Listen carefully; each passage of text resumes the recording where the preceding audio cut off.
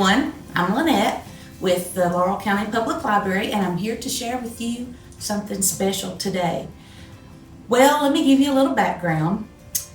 My puppy Millie had a birthday this week, and I have learned as a new grandparent that grandparents are desperate creatures. We will do just about anything to get to see our grandbabies and our children. So I declared that today was Millie's birthday party, just so I could get the kids and the grandkids over and get to see them for a while. So it's hot, it's July, it's a hot, miserable day outside. So I thought we would do kind of a light, easy meal. We're going to do fish tacos and we're going to do strawberry pretzel desserts. And so I'm going to do the strawberry pretzel desserts now, or get them started. Now normally when you make the strawberry pretzel dessert, you make it in like a 9x13 pan and works wonderfully. But there's just going to be 7 of us, plus the baby. He's not going to eat this. And I didn't want to have a lot of leftovers because it's so tempting, you just want to eat it all. So I decided that I'm going to do something different and make it in little ramekins.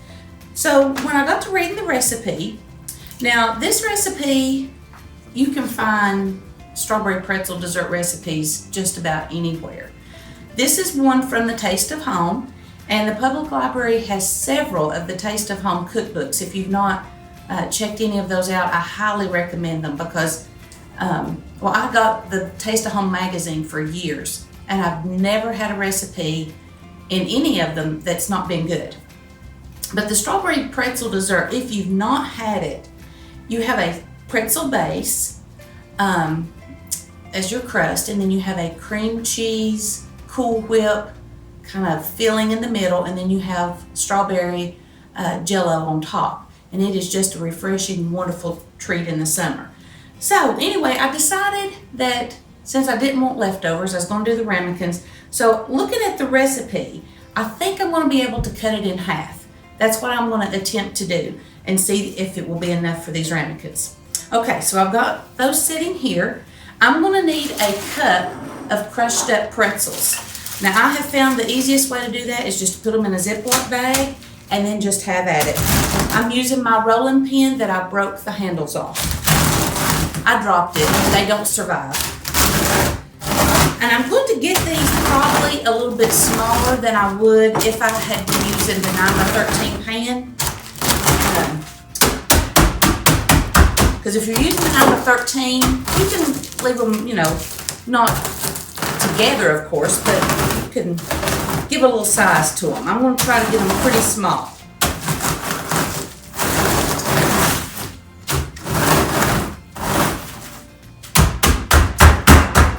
It's a little noisy, but that's okay. Now, if you were doing the 9x13 recipe, you'd use 2 cups. I'm just going to need a cup, and I've got way more than that already crushed, I can tell you. But they're just not small enough yet. Just give me a minute. This is one of those things that if you've got little children around in your kitchen, they love this job to get to crush stuff. If you have a meat tenderizer or a mallet, that works real well too.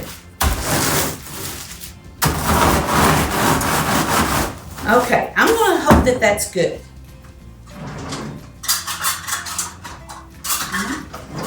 Again, I just need a cup of those. And I did way too many, but that's all right. Okay. So there's a cup of the pretzels. Now that I've got them out, I'm going to take it. I might mash them up just a little bit more. So I do want them to be a little tinier than what some of them are. All right, we're going to hope for the best. Now, normally it would take 3 tablespoons of sugar, so I'm going to do a 1.5 tablespoons. And I'm going to use about 1/2 stick of butter. This is going to make a delicious crust.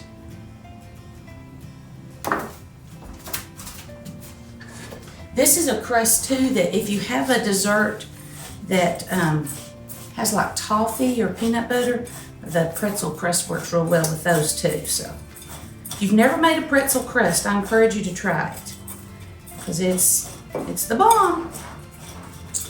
Okay. So we're just going to mix that up real well. And then drop a little bit into each ramekin. And I'm just going to hope I get this pretty close. I may have to move some around a little bit, but it'll be okay.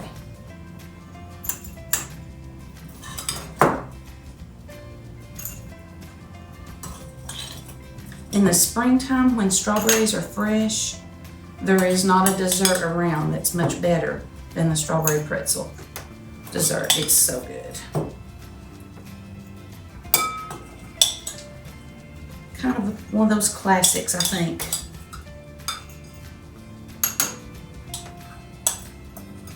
Okay, I think I've got those pretty even. And I'm going to take this little tapper and just kind of tap this down. Kind of help that to go together. Because what we're going to do, just like you would with a graham cracker crust, we're going to put this in the oven for probably just about 7 minutes. When you're doing the 9x13, you put it for 10 minutes. So I'm going to go a little less than that. I'll probably do about 7 because you're just wanting to get these to set. Okay, this one's got a little bit much and that one needs some, so I'm going to share.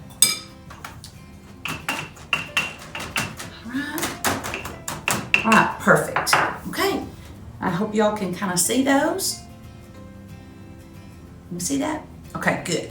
All right, so again, I'm gonna put these in the oven and then we'll check back and we'll do the filling. Okay, so we're back and making our strawberry pretzel desserts. They have come out of the oven and they look great.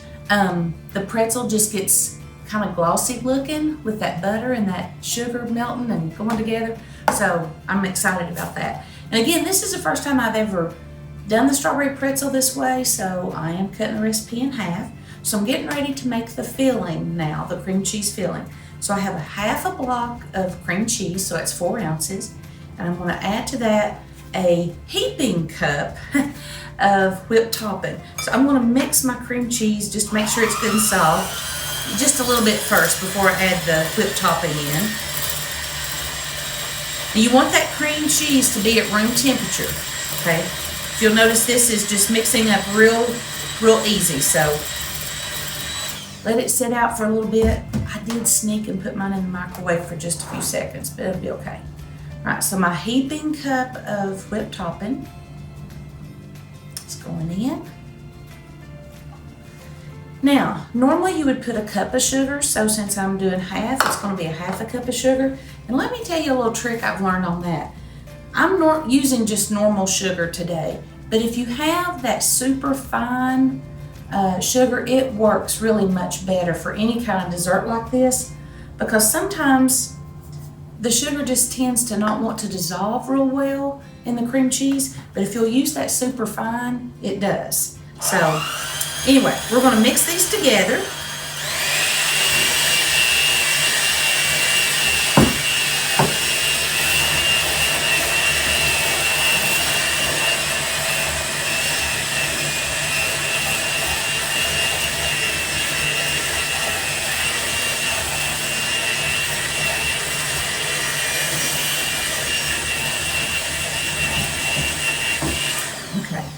Pretty good. I don't want to overmix. I don't want that whipped topping to start breaking down, because it will if you overmix it. Okay. Now the big task will be to try to evenly get this into the ramekins. Let's see what kind of mess I can get into.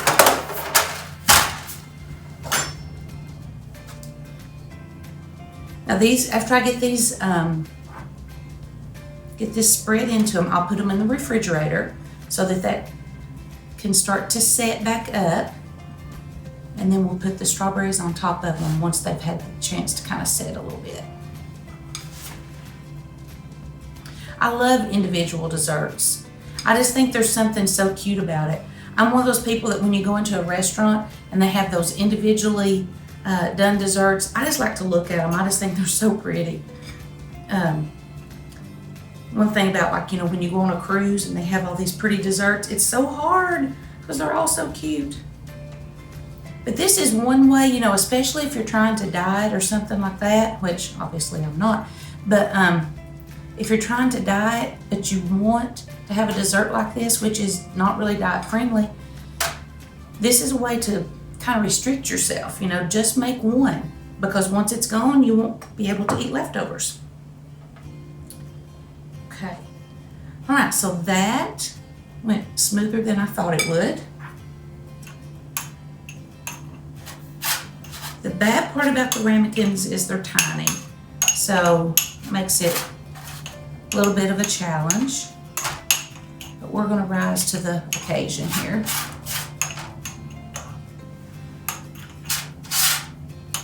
Kids like individual desserts like this too. They think that's cute. So it's a good way to get a kid to eat. Not that you usually have trouble getting kids to eat desserts, but this will help. Okay.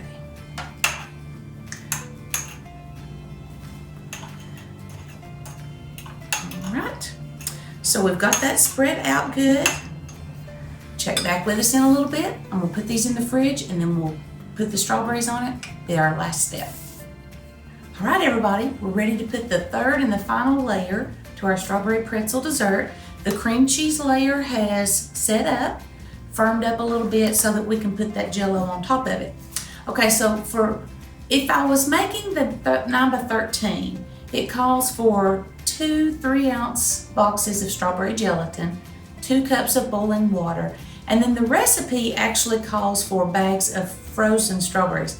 I've never used frozen strawberries in this dessert because I always make it in the summertime, so I'd much rather have the fresh strawberries. But I'm sure you can use the frozen ones and that would probably be fine. So since I've cut the recipe in half, I have 1 package of the gelatin, 1 cup of boiling hot water. I'm gonna go ahead and add that so that it can dissolve that gelatin really well. You want to stir that, you want to make sure that it is as dissolved as possible. Now normally when I do this, and I'm doing the 9x13, I like to take the strawberries and cut them lengthwise so that you have that pretty shape of the strawberry all throughout the dessert. But since, again, these are going to be in tiny ramekins, I really kind of chopped my strawberries up. I don't know if you can see really well, but they are tiny pieces. But what I did do is I cut 7 of the strawberries lengthwise so that I'm going to put that on top of each one. I just thought that would, make it cute, make it really nice for them. Okay, so that's mixed, I believe. I'm going to add my strawberries in. Strawberries in summertime just go so good together. I hope that you've learned from this that, a recipe is a guide, but you don't always have to follow a recipe exactly. A lot of times when people are talking about modifying recipes, it's to make them larger, to take to a gathering, or maybe your family's bigger than what the recipe calls for, but you can always downsize a recipe as well. Okay, just make them work. That I'm a former math teacher, and I like to do that because it lets me use my math with fractions, so I'm a nerd that way. Now let me show you what I'm going to dip this into. This is a gravy spoon. I keep it around just for projects like this, but this is the best little thing. Watch, I can just dip it out and it's almost a perfect, it works just great. So, sometimes you come across weird stuff. I think I found this at a yard sale or something, and I bought it because it had an M on it. And so I thought, well, hey, but I keep it around because you never know when you're gonna have a little something that you need to do, and I'm like, where's that weird gravy spoon? Okay. I'm a kitchen gadget junkie, I guess you could say. Now the trick to this is really trying to get this amount to work out perfectly, because once this is in the bowl, this JellO, it would be really hard to scoop it back out and try to fill up another ramekin. So I'm hoping that that's not going to be an issue, and I don't think it will be. It looks like it's going to work out almost perfect. gonna be close. Want to make sure all the strawberries get out for sure. There's that. Now this one needed a little more liquid. Folks, aren't these just cute? I think the kids will absolutely love them. Okay, so now, like I told you, I got 7 strawberries that I cut, crossways like this. So I want them to be on the top. Just gonna kind of mash these down good so that hopefully the strawberry will lay. And I'm just gonna take it and lay it. Oh, I think that'll be just perfect. Now these will go back into the refrigerator, and it'll take an hour or so probably for this to set. Normally, if you're making the big strawberry pretzel dessert, it'll take probably about 4 hours, but I don't think these will take that long. Hour and a half at the most. Okay, so here we are, strawberry pretzel dessert. Can't wait to try it. See you guys.